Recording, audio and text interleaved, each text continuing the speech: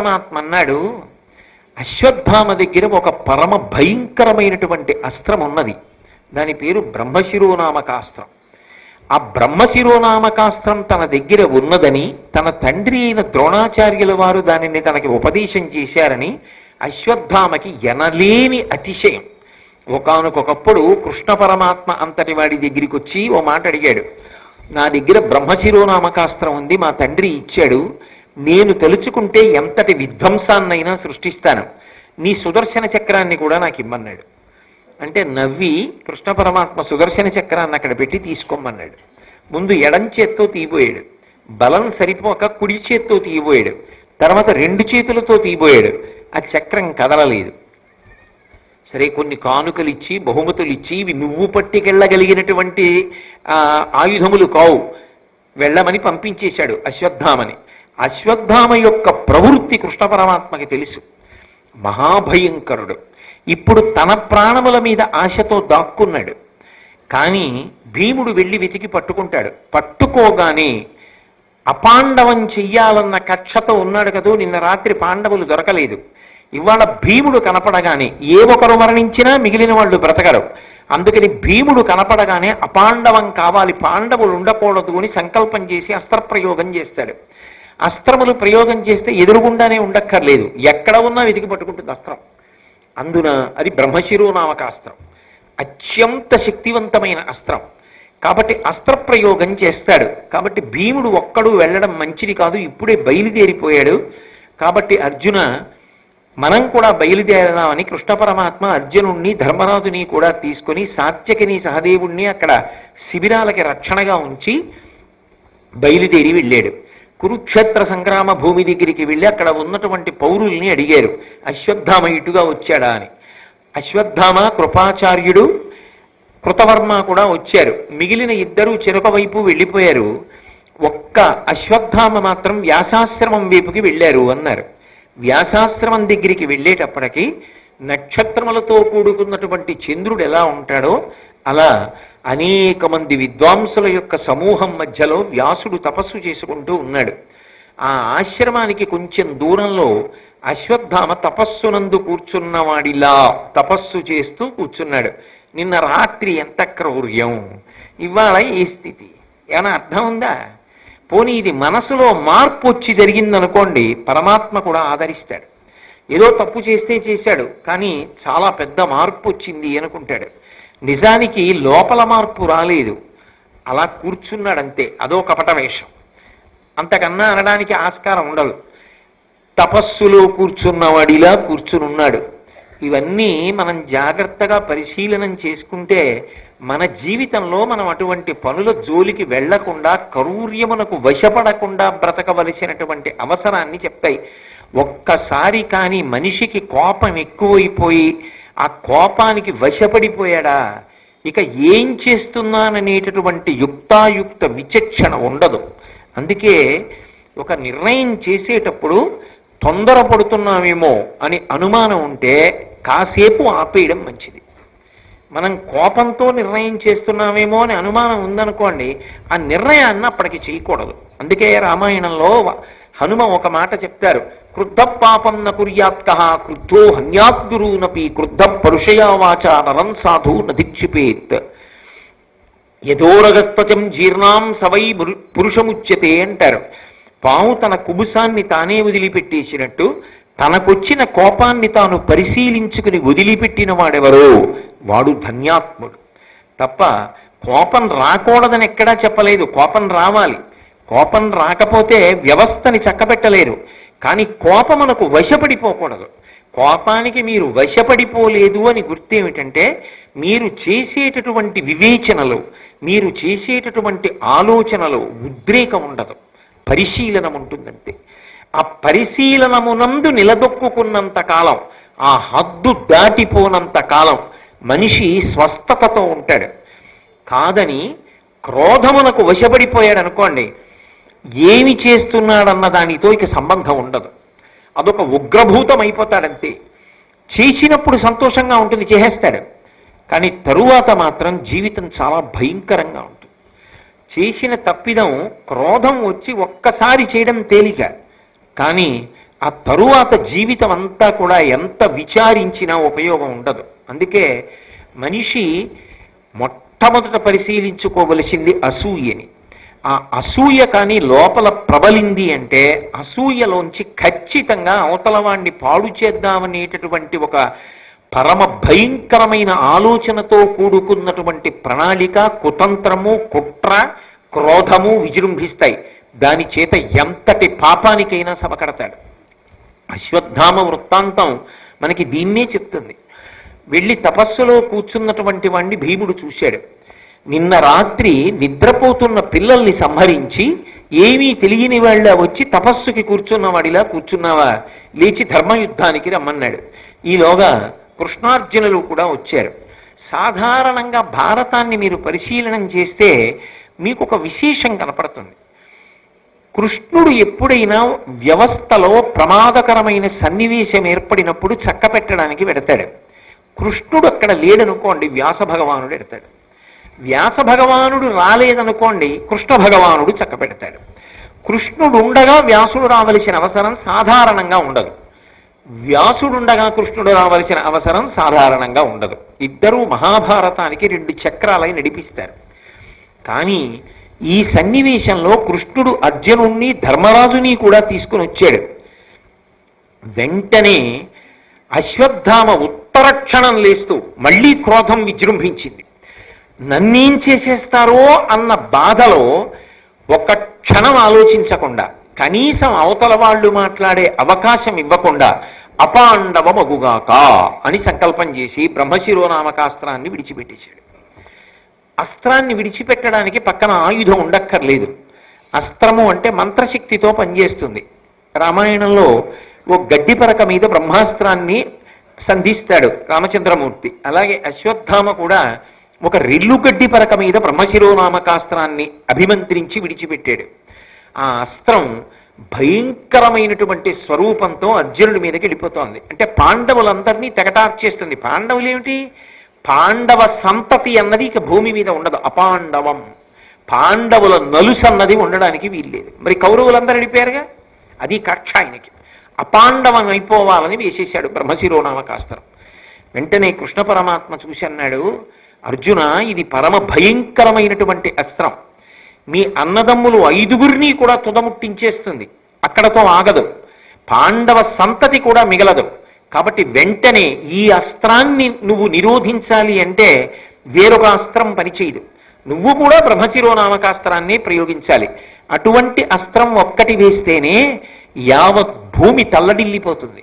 మనం ఈ మధ్య కాలంలో 1942లో జరిగిన 2వ ప్రపంచ యుద్ధ కాలంలో ఉపయోగించబడినటువంటి అనేకమైన మారణాస్త్రముల గురించి వింటే 1942లో జపాన్లో ఉన్న హిరోషిమా నాగసాకీల మీద వేసినటువంటి అణుబాంబు యొక్క ప్రభావం ఇప్పటికీ పోక అక్కడ అంగవైకల్యంతో రోగాలతోటి జనులు ఉద్భవిస్తారు అంటే, అక్కడ పుడుతూ ఉంటారు అంటే, ఈ కాలంలో శాస్త్రవేత్తలు కనిపెట్టినటువంటి అనేక రకములైన మారణాయుధాలే అంత శక్తివంతములై ఉంటే, ఇక మంత్రపూరితములైనటువంటి అస్త్రములు ఎంత శక్తిని ప్రభవింపచేస్తాయి.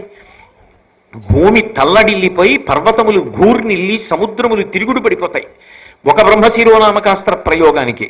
అటువంటిది అశ్వత్థామ ప్రయోగించాడు కాబట్టి కృష్ణుడు అర్జునుడిని ప్రయోగించమన్నాడు. ఇప్పుడు 2 బ్రహ్మశిరోనామకాస్త్రములు ఒకదానిదొకటి ఢీకొనాలి.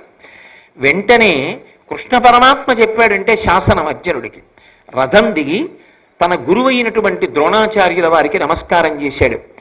అస్త్రముల యొక్క మంత్రములకు అధిదేవతలైనటువంటి వారందరినీ స్మరించి వారికి నమస్కారం చేశాడు. మా పాండవులందరికీ కూడా క్షేమముగుగాక, మా అన్నదమ్ములు 5గురు కూడా కుశలముగా ఉండెదరుగాక అని సంకల్పం చేసి తాను కూడా బ్రహ్మశిరోనామకాస్త్రాన్ని విడిచిపెట్టాడు. ఇప్పుడు ఎంత విచిత్రమైన పరిస్థితి ఏర్పడిందంటే, కృష్ణుడు ఉండగా ప్రళయకాలం ఏర్పడినంత భయంకరమైన పరిస్థితి ఏర్పడింది. ఎందువల్ల? ఒక్క వ్యక్తి తొందరపాటు, ఒక్క వ్యక్తి యొక్క క్రోధం, ఒక్క వ్యక్తి యొక్క వ్యగ్రత. కృష్ణ పరమాత్మ అంతటి వాడు కూడా నువ్వు అస్త్రప్రయోగం చెయ్యకు అని చెప్పడానికి అవకాశం లేదు. పాండవుల్ని కాపాడాలి, ధర్మాత్ములు పోతే. అలాగని చెప్తే వింటాడా అశ్వత్థామ? వద్దురా, నీ అస్త్రాన్ని ప్రయోగించకు అని చెప్పడానికి అవకాశం లేకుండా వదిలిపెట్టేశాడు. ఇప్పుడు దాన్ని ఉపసంహారం చేస్తాడా? చెయ్యడు. ఎందుకు చెయ్యడు అంటే రెండు కారణాలు ఉన్నాయి. బ్రహ్మశిరోనామకాస్త్రం లాంటి అస్త్రాన్ని ఒకడు ప్రయోగించి వేడొకడు అస్త్రము వలన ఆగిపోతే యువతలవాడి యొక్క తలకాయ బద్దలైపోతుంది. ఎవడు అస్త్రాన్ని ప్రయోగించాడో వాడే వెనక్కి తీసినా కూడా వాడి తల పగిలిపోతుంది. అసలు మానవుల మీద అస్త్రాన్ని ప్రయోగించకూడదు. అది అంత శక్తివంతమైన అస్త్రం. తండ్రి ద్రోణుడి దగ్గర అస్త్రాన్ని పొందాడు. పొందినవాడు యుక్తాయుక్త విచక్షణతో దాన్ని ఎప్పుడు పొందవచ్చు అన్నది ఆలోచించాడా?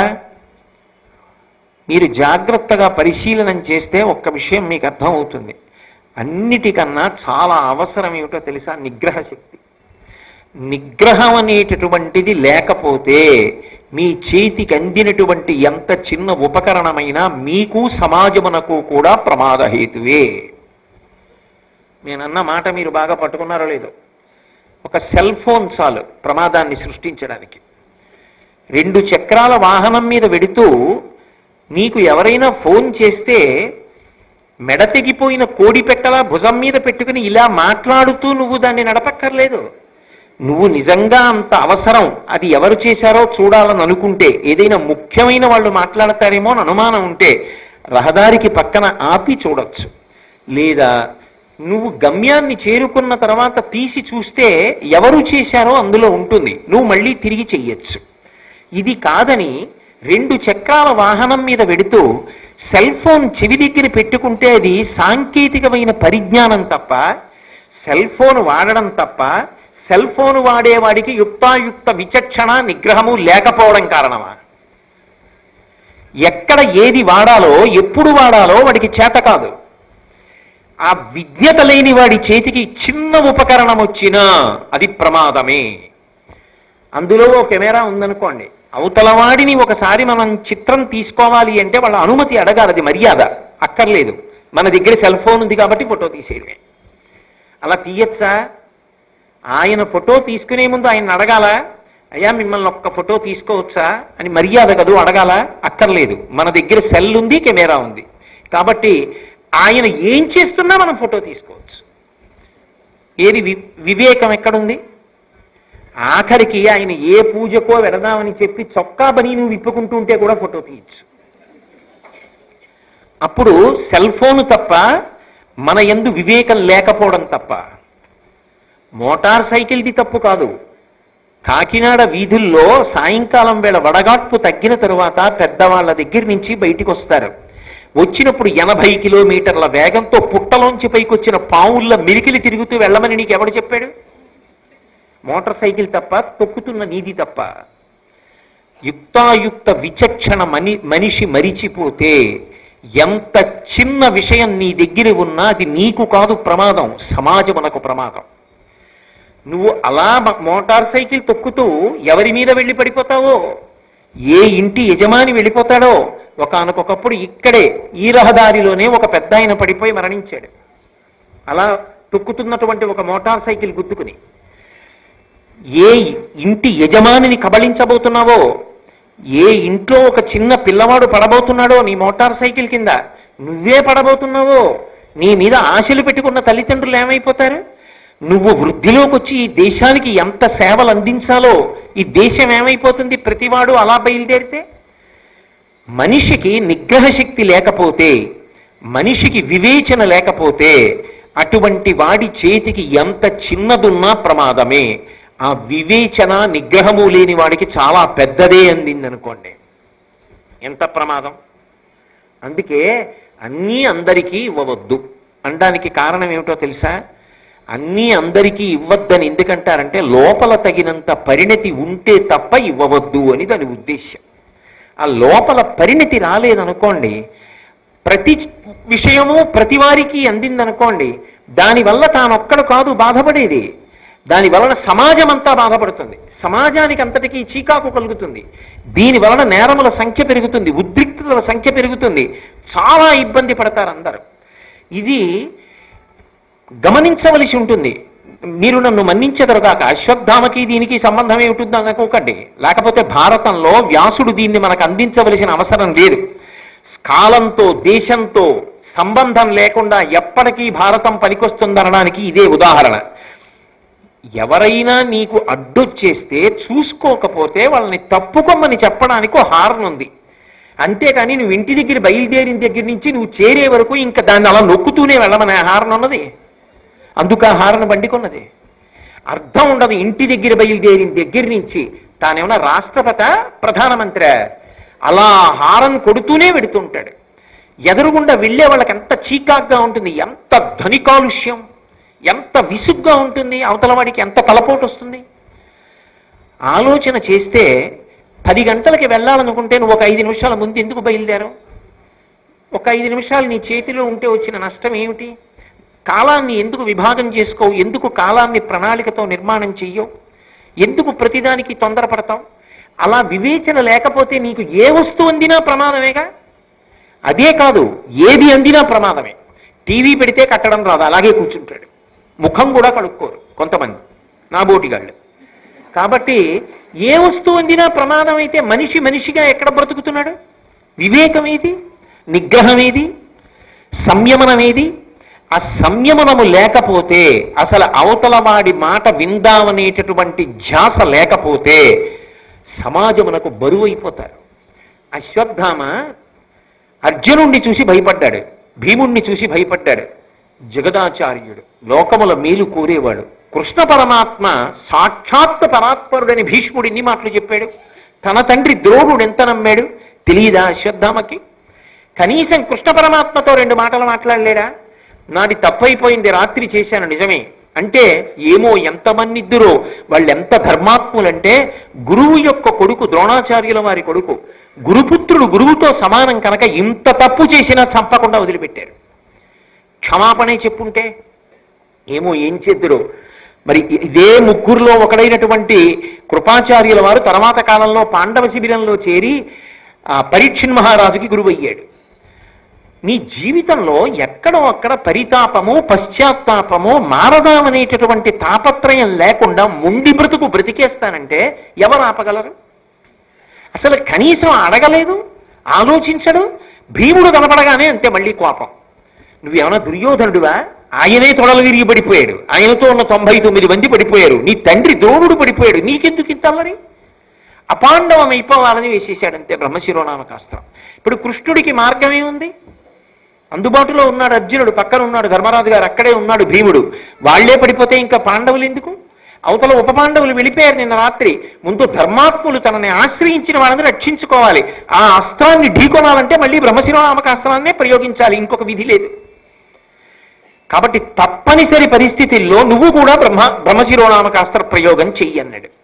ఇప్పుడు ఒక వ్యక్తి క్రౌర్యం ఎంత దూరం వెళ్ళిపోయిందంటే సమస్త ప్రపంచము సంక్షోభంలోకి వెళ్ళిపోయింది. ఇంత సంక్షోభంలోకి వెళ్ళిపోతే లోకముల యొక్క హితాన్ని కోరుకునేటటువంటి మహాత్ములు ఇప్పుడు ఉంటారు. నారదుడు పరుగున వ్యాసుల వారి దగ్గరికి వచ్చాడు. అయ్యయ్యయ్యో, ఇంత కురుక్షేత్ర సంగ్రామం అయిపోయిన తర్వాత 2 బ్రహ్మశిరోనామకాస్త్రాల్ని ప్రయోగించారు. మీ ఆశ్రమం ముందే జరిగింది, రెండు అన్నాడు. ఇద్దరూ గబగబా బయలుదేరారు. లోకహితం కోరేటటువంటి వాళ్ళ నోటి వెంట వచ్చే మాటలు ఒకలాగే ఉంటాయి. అందుకే ఈ పద్యం చెప్పినప్పుడు వ్యాసుడొక్కడు చెప్పలేదు, నారదుడొక్కడు చెప్పలేదు, ఇద్దరు కలిసి చెప్పారు. కూడబలుక్కుని ఛందస్సుతో వ్రాసి తెచ్చుకునో కాదు, ఇద్దరూ లోకహితాన్ని కోరుతారు కాబట్టి ఇద్దరి నోటి వెంట ఒకలాంటి మాటే వచ్చింది. వాళ్ళు అన్నారు, పలువురు మహాస్త్రవిత్తములు అలగు భుజా వీర్య శౌర్యులవని జనిరి వారలు దీనిని ప్రయోగించట కలిగినే మానవులపై అకల్మషులారా. ఏమయ్యా అర్జున, ఏమయ్యా అశ్వత్థామ, ఇంతకు ముందు లోకంలో ఎంతమంది మహావీరులు రాలేదు, ఎంతమందికి అస్త్రములు తెలిసిన వాళ్ళు లేరు. ఇలా ఎవరైనా బ్రహ్మశిరోనామకాస్త్రాన్ని ఒకేసారి ఇద్దరు ప్రయోగించడం ఉందా? మనుష్యుల్ని పాడు చెయ్యాలని ఒకడు ప్రయోగించడం, రక్షించుకోవడానికి ఇంకొకడు ప్రయోగించడం ఉంటుందా? ఇలా చెయ్యొచ్చా? లోకముల గురించి ఆలోచించవలసిన అవసరం లేదా? ఎంత పెద్ద ఉత్పాతములు ఉత్పల్లితున్నాయో చూడండి. కాబట్టి అర్జున, నువ్వు నీ అస్త్రాన్ని ఉపసంహారం చేసేసేయ. ఆయన పరమధర్మాత్ముడు. నిజానికి బ్రహ్మశిరోనామకాస్త్రాన్ని ఒకసారి ప్రయోగించిన తరువాత వెనక్కి తీశారనుకోండి, ఉపసంహారం చేస్తే దానికి తగిన ఆహారం దొరకలేదు కాబట్టి ఎవరు ప్రయోగించి ఉపసంహారం చేశాడో వాడి తల బదలు కొట్టేస్తున్నది. కాబట్టి ఇప్పుడు ఎవరికి ప్రమాదం? అర్జునుడికి ప్రమాదం. కృష్ణుడు ప్రయోగించమన్నాడు, వ్యాసుడు నారదుడు ఉపసంహారం చేయమన్నారు. అర్జునుడు ఏం ఆలోచించాడంటే, నేను లోకముల యొక్క ప్రయోజనం కోసం పెద్దలైనటువంటి వ్యాస నారదాదుల యొక్క మాట మన్నించి ఉపసంహారం చేస్తున్నాను. అది నన్ను ఎందుకు అపకారం చేస్తుంది?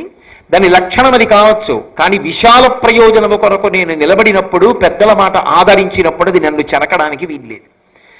కాబట్టి ఆయన ఉపసంహారం చేశాడు. ఆశ్చర్యం ఏమిటంటే, అది అర్జునుణ్ణి ఏమీ చెయ్యకుండా శాంతించింది.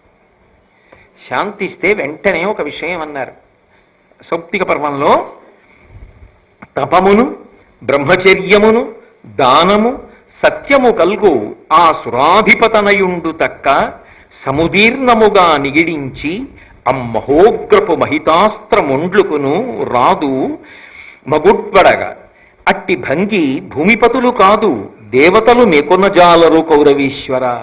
సంజయుడు చెప్తున్నాడు ధృతరాష్ట్రుడితోటి, నిజానికి దేవతలు కూడా ఇటువంటి అస్త్రాన్ని ప్రయోగిస్తే ఇక ఉపసంహారం చేయలేరు. అర్జునుడు చెయ్యగలిగాడు అంటే, చేసి బ్రతకగలిగాడు అంటే ఆయన చేసినటువంటి తపస్సు. తపస్సు అన్న మాటకి నేను అర్థం చెప్తున్నాను కదా, నిన్నటి నుంచి చెప్తున్నాను, ధర్మమునందు అనురక్తి. ఆయన ధర్మానురక్తి, ఆయనకి పెద్దల పట్ల ఉన్న గౌరవం, బ్రహ్మచర్యమును ఇంద్రియములను నిగ్రహించగలిగినటువంటి శక్తి, దానము, ఏ ప్రయోజనాన్ని అపేక్షించకుండా ఇతరుల యొక్క సంతృప్తి కొరకు, సంతోషము కొరకు, సమాజ హితము కొరకు తాను త్యాగం చెయ్యడం, తాను విడిచిపెట్టడం తన దగ్గర ఉన్నదాన్ని. అటువంటి దానము, సత్యము, ఒక మాట అంటే దానికి కట్టుబడి ఉండగలగడం, అటువంటి సత్యము కలిగినటువంటి ఆ సురాధిపతనయుడు దక్క, సురాధిపుడైనటువంటి ఇంద్రుడి యొక్క కుమారుడైనటువంటి దేవేంద్రుడు తక్క, ఇలా బ్రహ్మశిరోనామకాస్త్రాన్ని ఉపసంహారం చెయ్యడం అనేటటువంటి ప్రక్రియ అన్యులకు సాధ్యమే. ఎవరైనా చేయగలరా? దేవతలు కూడా చెయ్యలేరు. కాబట్టి ఇప్పుడు అర్జునుడు ఉపసంహారం చేశాడు. చేసి గబగబా వ్యాసుల వారి దగ్గరికి వెళ్ళి ఒక మాట అన్నాడు, అయ్యా మీరు పెద్దలు, పూజ్యులు, మా వంశమునకంతటికీ పెద్దవారు, మీరు చెప్పారు, నేను ఉపసంహారం చేశాను, కానీ అశ్వత్థామ ఉపసంహారం చేయలేదు, అపాండవమని కోరాడు. కాబట్టి ఆ అస్త్రం మా అన్నదమ్ముల మీద పడిపోయి చెనకుతుంది. కాబట్టి దయచేసి మీరు ఇదే మాట అశ్వత్థామకి చెప్పి ఉపసంహారం చేయించండి అన్నాడు. అంటే అశ్వత్థామ వంక తిరిగాడు. తిరిగి వ్యాసుల వారు ఒక మాట చెప్పారు. సాధారణంగా మహాభారతంలో వ్యాసుడు ఒక మాట చెప్తే కాదని ఉన్నటువంటి వాళ్ళు మీకు ఇప్పటి వరకు కనపడలేదు కదా, ఇది మొదటిసారి. అశ్వత్థామ వంక తిరిగి ఉపసంహారం చేయమని ఒక మాట చెప్పాడు. నువ్వు ఉపసంహారం చేసేసి నీ తలలో ఉన్నటువంటి రత్నం ఉన్నదే, నీకు పుట్టుకతో వచ్చిన రత్నం, అది తీసి అర్జునుడికి ఇచ్చేసేయి, నువ్వు బ్రతికిపోతావు. నిన్ను చంపరు వాళ్ళు. నువ్వు చేసినటువంటి తప్పు అంతా ఇంతటిది కాదు, అంత క్రూరమైన తప్పు చేశావు, అసలు చంపేయాలి నిజానికి. కానీ వాళ్ళు చంపరు. ఎందుకు చంపరో తెలుసా? వాళ్ళు ధర్మాత్ములు. నువ్వు గురుపుత్రుడివి, ద్రోణాచార్యుల వారి కొడుకువి, ద్రోణుడు వాళ్ళ గురువు. గురుపుత్రుడికి గురువుకి గురుపత్నికి అభేదం. కాబట్టి గురుపుత్రుణ్ణి చంపడం గురువుని చంపడంతో సమానం. కాబట్టి నిన్ను వాళ్ళు చంపరు, ఆ పాతకానికి వాళ్ళు ఒడిగట్టారు.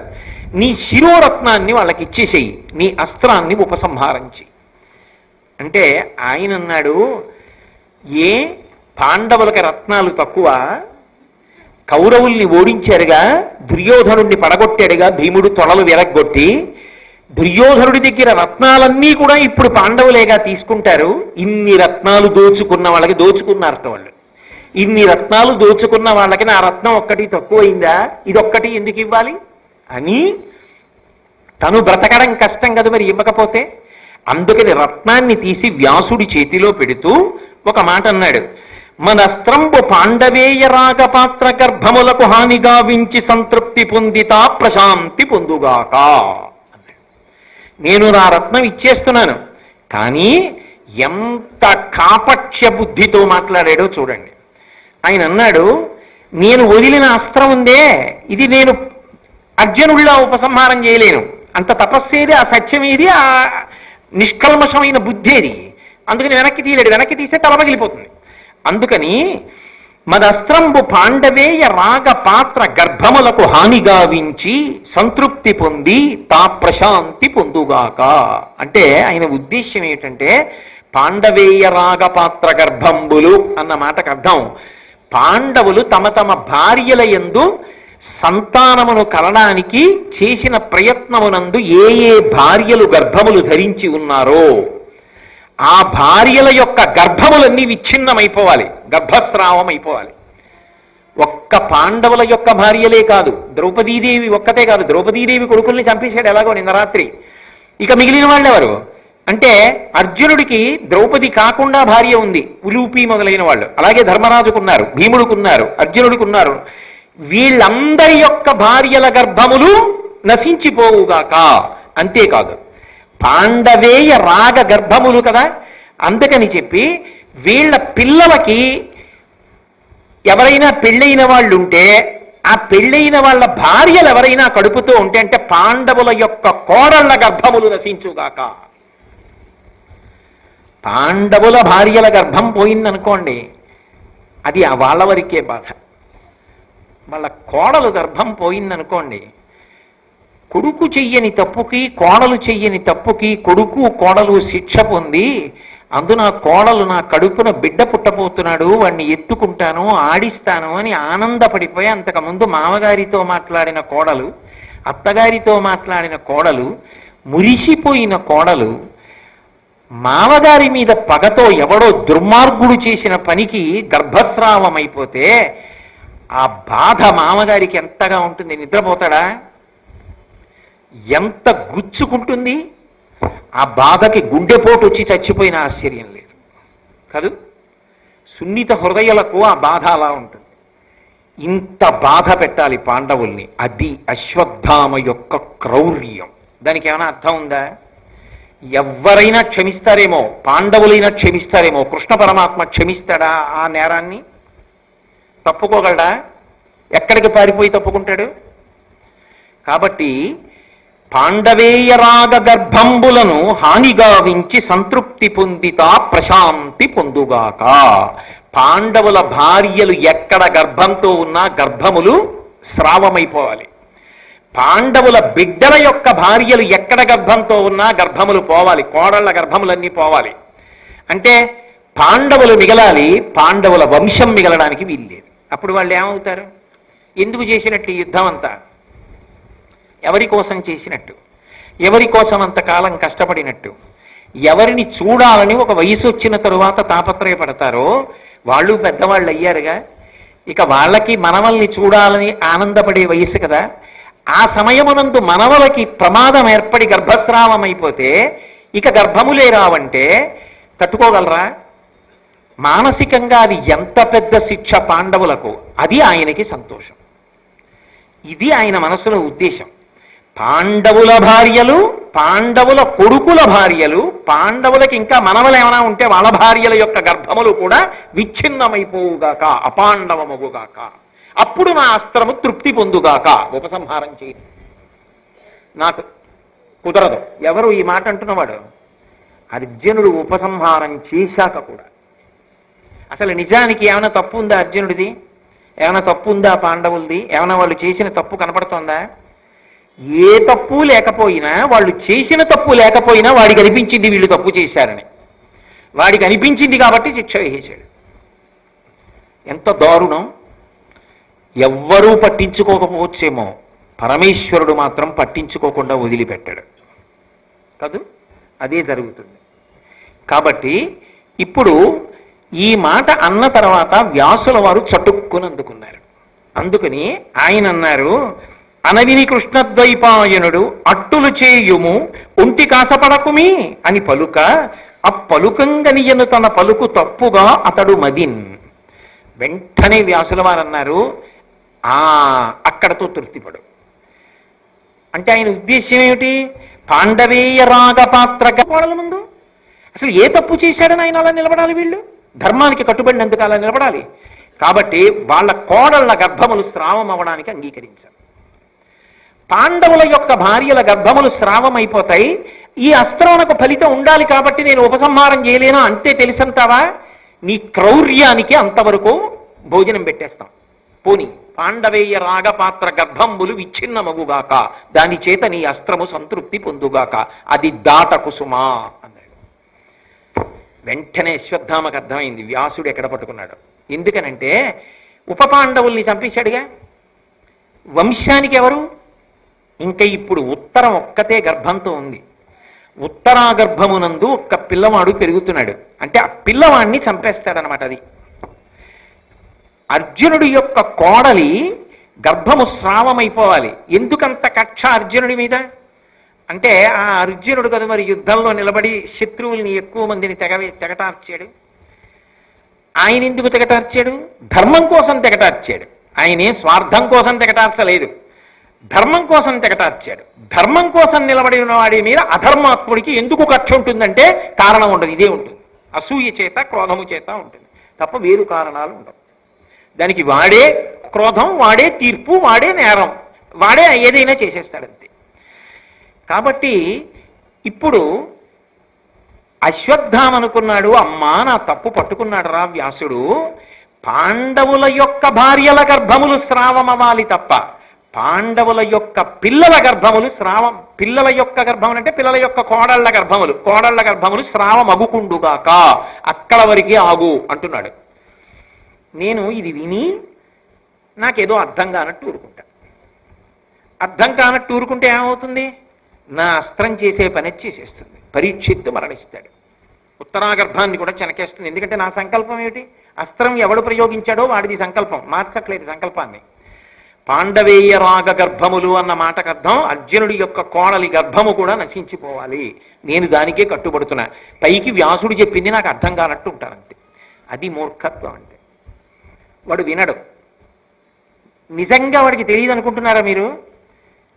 వాడికి తెలుసు ఇందులో తప్పు లేదని, కానీ వాడు తప్పు ఉన్నట్టుగా వాదిస్తాడు, తప్పు ఉన్నట్టుగా మాట్లాడతాడు. ఎందుకంటే వాడికి క్రౌర్యం ఉన్నది, మౌఢ్యం ఉన్నది, రాక్షసత్వం ఉన్నది. అంతే అశ్వత్థామతత్వం. కాబట్టి ఇప్పుడు వ్యాసుడి మాటని అర్థం చేసుకున్నట్టు కాకుండా అర్థం కానట్టు ఊరుకొని ఉత్తరాగర్భము నశించిపోవాలని మనసులో సంకల్పం చేశాడు. అంటే ఇది మానసికంగా ఒక పెద్ద శిక్ష వేయడానికి సిద్ధపడుతున్నాడు. పాండవులు ఉండాలి, ఉత్తరాధికారులు లేని దేనికి చేసినట్టు యుద్ధం? ఉత్తరాధికారులు లేకుండా చేయాలి. వెంటనే ఈ కాఠిన్యాన్ని, ఈ క్రౌర్యాన్ని, ఈ అర్థం పర్థం లేని స్థితిని కృష్ణ పరమాత్మ తట్టుకోలేకపోయాడు. ఆయన వెంటనే రథం దిగి అన్నాడు, నువ్వు పాండవేయ రాగ గర్భములను చెనకవద్దని వ్యాసుడు చెప్తున్నా వినకుండా నేను అలా అనుకోవట్లేదని మనసులో అనుకుంటున్నావు, నాకు తెలియదు అనుకుంటున్నావు, నాకు అన్నీ తెలుసు. నువ్వు ఉత్తరాగర్భాన్ని చెనకాలనుకుంటున్నావు, నువ్వు మొనగాడివైతే నీ అస్త్రంతో చెనకు, నేను అడ్డుకుంటా. ఆమె గర్భము స్రావం అవ్వదు, నేను ఆపుతా. ఆమెకి గతంలో ఋషుల వరం ఉంది, క్షీణించిన శరీరమున్న కుమారుడు పుడతాడని, పరీక్షిత్ అనిపించుకుంటాడని. ఆ గర్భాన్ని నేను కాపాడతాను కొడుకుని కంటుంది. ఆ కొడుకు కృపాచార్యుల వారి శిక్షణలో దాన ధర్మములు చేసి యజ్ఞయాగాదులు చేసి ఈ భూమినంతటినీ పరిపాలించి పాండవుల యొక్క వారసుడుగా నిలబడి వాళ్ళ కీర్తి ప్రతిష్టలు నిలబెట్టగలిగిన వాడు అవుతాడు. ఆయన కొడుకు జనమేజయుడు ఈ భారతాన్నంతటినీ వింటాడు, లోకమంతా వింటుంది నువ్వు చేసిన తప్పిదాన్ని అశ్వత్థామ. కాబట్టి నేను ఆ గర్భాన్ని కాపాడతాను. ఏది? నేను ఉపసంహారం చేయనంటున్నావుగా, చెనకు చూస్తాను నీ అస్త్రంతో. నీ అస్త్రము గొప్పో, నా శక్తి గొప్పో చూడన్నాడు. అంటే నవ్వాడు అశ్వత్థామ. ఇంత కృష్ణ పరమాత్మని నవ్వి అర్జున మిత్రమా అని పిలిచాడు. ఎంత ఎగతాళ్ళో చూడండి. మూర్ఖత్వానికి, రాక్షసత్వానికి, క్రోధానికి హద్దే ఉంటుందండి. అర్జున మిత్రమా, అర్జునుడి యొక్క కోడలి గర్భాన్ని కాపాడుతానంటున్నావుగా, కాపాడుకో చూస్తాను నా అస్త్రం నుంచి అన్నాడు.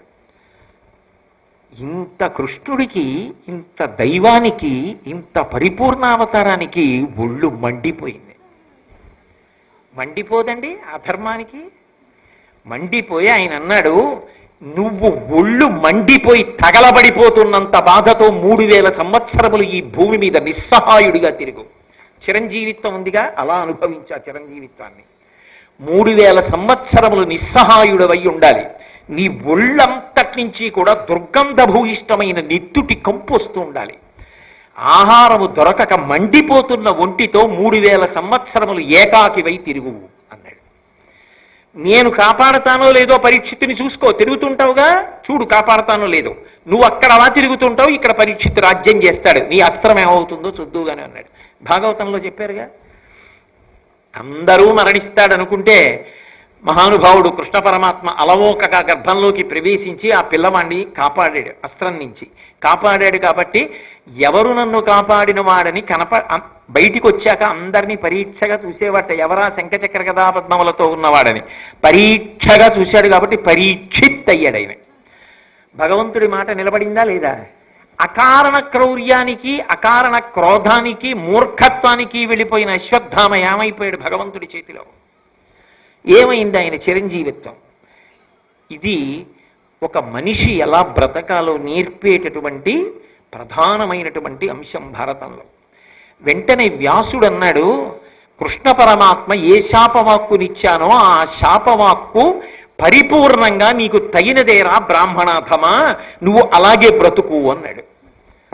వ్యాసుడు ఏం చేశాడండి మధ్యలో? ఇప్పటి వరకు మీరు భారతంలో వ్యాసుడి గౌరవాన్ని విన్నారు. అశ్వత్థామ వ్యాసుడి వంక తిరిగి అన్నాడు, ఇక పైన నీకు కూడా శాపం ఇస్తున్నాను.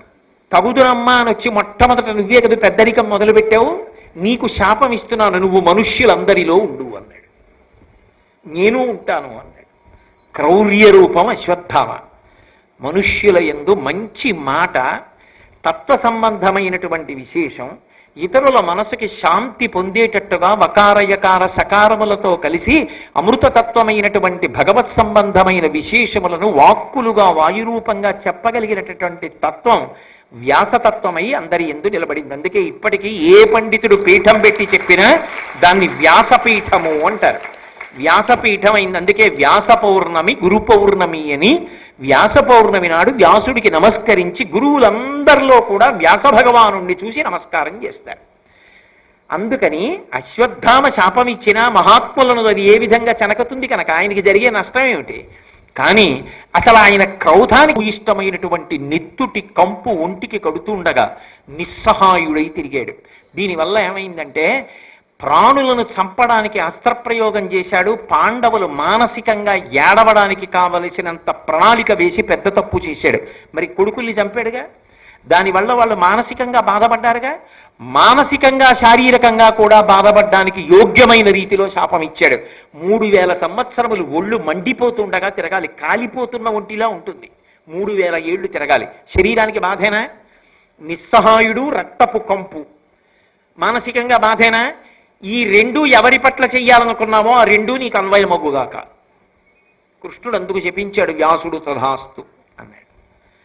ఇలా సౌప్తిక పర్వంలో ఒకానొకప్పుడు వ్యాసుడు, కృష్ణుడు, నారదుడు వచ్చి ఆపితే తప్ప కొంత జరగవలసిన నష్టం జరిగిపోయిన తరువాత మాత్రమే లోకములను కాపాడగలిగినంత భయంకరమైన స్థితి ఒక్క వ్యక్తికి ఉన్నటువంటి మౌఢ్యం వల్ల ఏర్పడింది.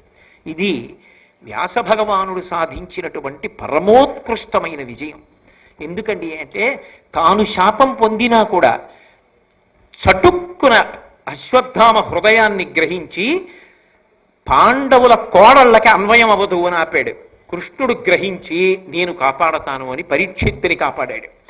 ఇది వ్యాసుడు చేసినటువంటి అనితర సాధ్యమైనటువంటి మహాప్రయోజనం భారతంలో. దానికోసం శాపాన్ని పొందడానికి కూడా ఆయన వెనకడుగు వేయలేదు. అంటే లోకహితం కోసం అవసరమైతే తాను శాపవాక్కుని పొందాడు. అంతటి మహనీయుడు వ్యాసుడు. అటువంటి వ్యాసుడికి నమస్కరించకుండా ఉండడం సాధ్యమా? అటువంటి వ్యాసుడి పేరెత్తేటప్పటికి గౌరవించకుండా నిలబడగలమా భారతీయులం? అంతటి మహితా